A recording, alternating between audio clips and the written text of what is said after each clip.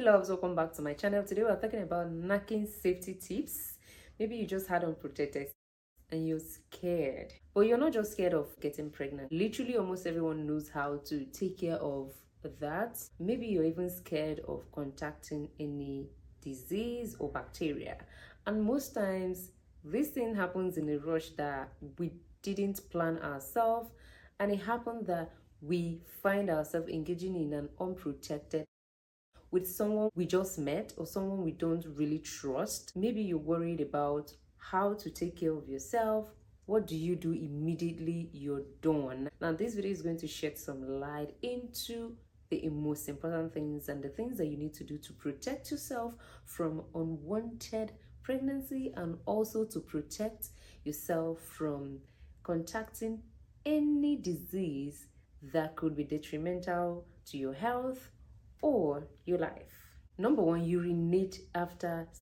Unprotected can expose you to contacting or developing a urinary tract infection, that's UTI. And why this is because the bacteria found on the body can just naturally enter your urethra. And your urethra is where your pee comes out. When you're knacking, the bacteria that is found on the skin can just naturally maybe enter there, and then this can actually cause urinary tract infection, UTI. So after an unprotected, you go pee. You peeing it out can actually help to remove the bacteria. It can actually help to, flush out the bacteria that entered, and you might not know that something entered.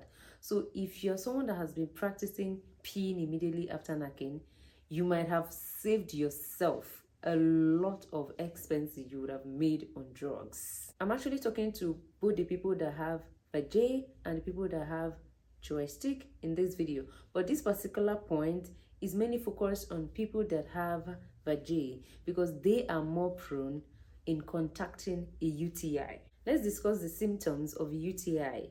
Number one can be pain or burning sensation when you're peeing. Number two, frequent urination. Number three, feeling the need to urinate even when your bladder is empty.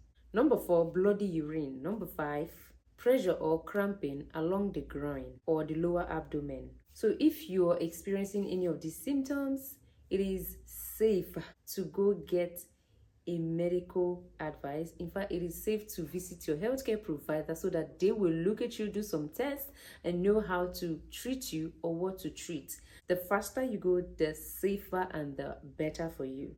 If you've been seeing this kind of symptoms, there's a chance that you have a UTI, and the best way to take care of it is to just run to your healthcare provider and get it treated. Once you start treating it, most UTI begin to clear up within a few days once you start your treatment. The second thing you can do is to explore emergency contraceptives if needed. Now, let's take for example that you had an unprotected and the person released inside you.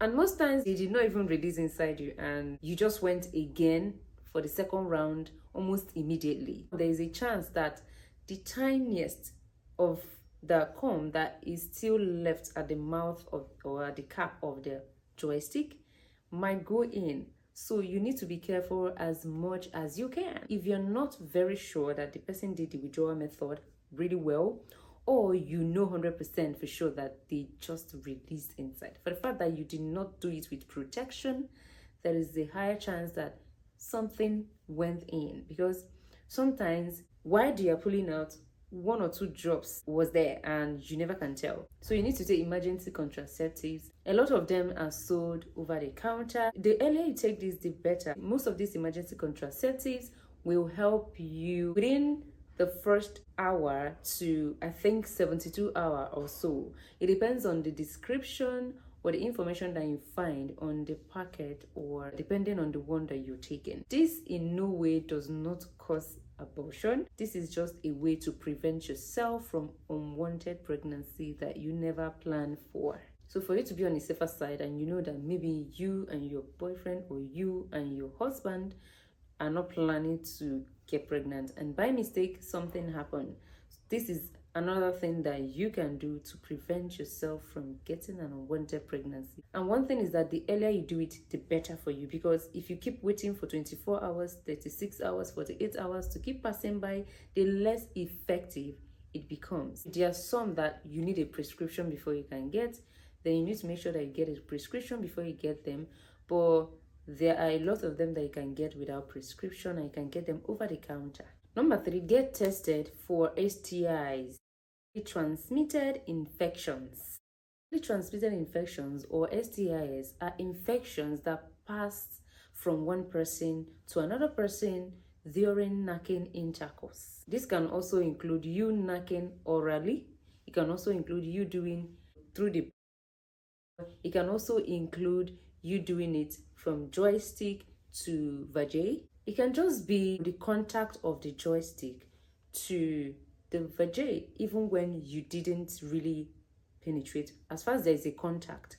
And it can also be passing of drop of the cum on your own female part. These types of infections can be caused by bacteria, viruses, or parasites. So it is a very good idea for you and your partner to go for checkup or go for testing at least 2 weeks after your knacking intercourse occurred.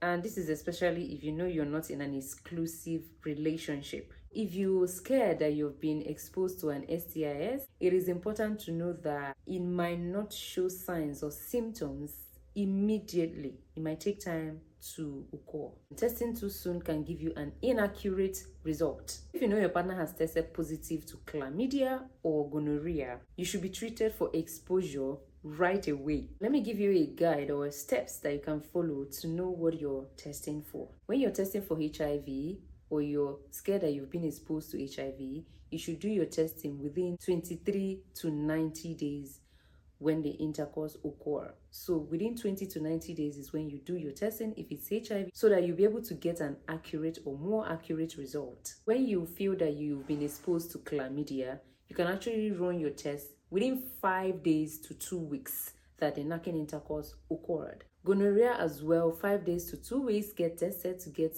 a better accurate or more accurate results. When you're testing for syphilis, 2 to 3 weeks is very good for you to get a more accurate result. But if you're experiencing any symptom like itching, burning, pain, then you need to get tested right away. Number 4, take a pregnancy test if needed. For you to take a pregnancy test, you have to allow it to stay for at least 3 weeks before you do the test, so that your body must have developed the hormones that will detect that you're pregnant. When there's an unwanted pregnancy, it could be daunting because you didn't plan for it. But whichever way anyone chooses to handle it, it is in their own best interest.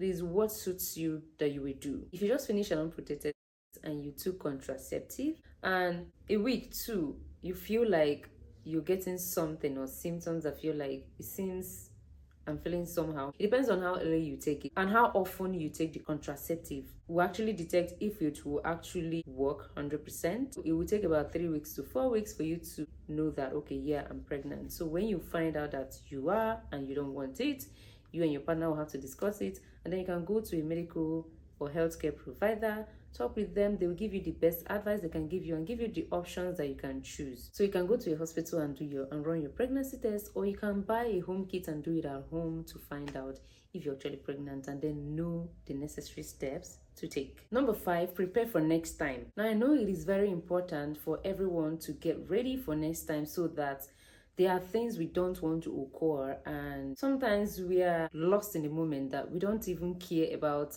what will happen in the future or the issue that we're putting ourselves into, and we just want to enjoy it at that moment. And then at the end of the day, we start looking at ourselves like, have I made a mistake? I'm going to tell you the things that you need to do to get yourself ready for next time. Explore barrier methods.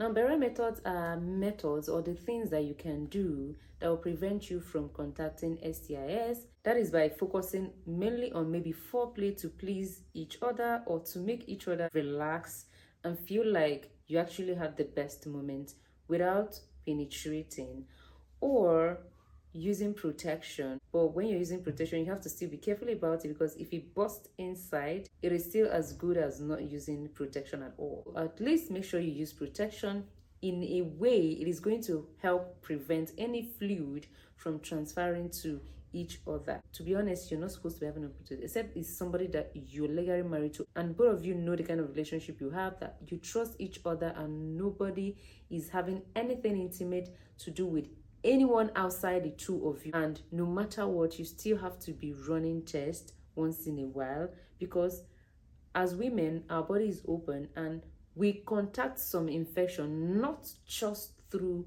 knacking intercourse, but maybe because of the environment is dirty, maybe the toilet we use is dirty, or sometimes maybe what we eat or soap gets in there and all that. It might scatter the pH balance of our kitty and it might actually cause infection. We need to still run tests. No matter how you try to use protection, as a woman, we are even more open to contacting anything. So the second thing or advice I will give you is to getting yourself ready is always run tests. As a woman, you should always be watching your body and know when the color of your discharge changes. You should always be watching to know if the odor or the scent from there changes. You should always watch yourself and know when is the time that you need to go do some swab tests, even if there's nothing wrong, because the most common symptom of STIs is actually no symptom at all. So it's something you can be doing maybe once in 6 months, once in 3 months, or even once in a year. It depends on maybe how often that the both of you get together. Now, the third one you can do is to explore birth control options. There are different ways of doing family planning nowadays. There are different birth controls. If you know that you and your partner are always having unprotected, and that you also have to knack more than once in a month, over-the-counter contraceptives are not something you want to be taking more than once in one menstrual cycle. If you take it, let's say, twice in a month, in a month you have one menstrual cycle, and you decide to take it maybe twice or thrice or 4 times or 5 times in just 1 month, and then you're having an unprotected sex, it might not be functional.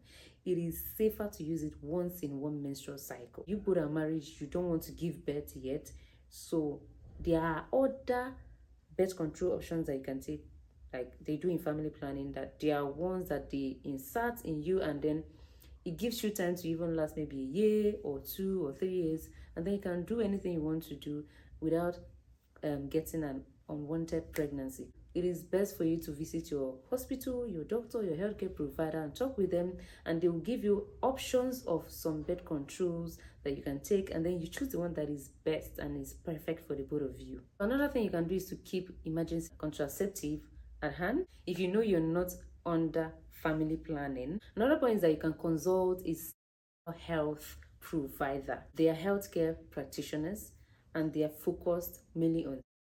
When you contact them with you and your partner, you can tell them your fears, you can tell them things concerning you and what you hope to achieve. So they will talk to you and they understand your knacking life better, and also your health. They tell you the best things you can do to get yourself ready so that you don't expose yourself to unwanted pregnancy, transmitted infections. Another point is to take preventative measures. I believe that there are vaccines you can take to prevent maybe HIV, to also prevent STIs. So if you can find out those, you can actually take those vaccines, and it will prevent you from contracting or contacting any of those. And these are the things that you can do to help yourself to get ready when you want to knack, or the next time you want to go down with your hobby with your wife. I hope this video you find it helpful. Make sure you like the video, share this video, and I'm going to see you next time in my next video. Bye bye.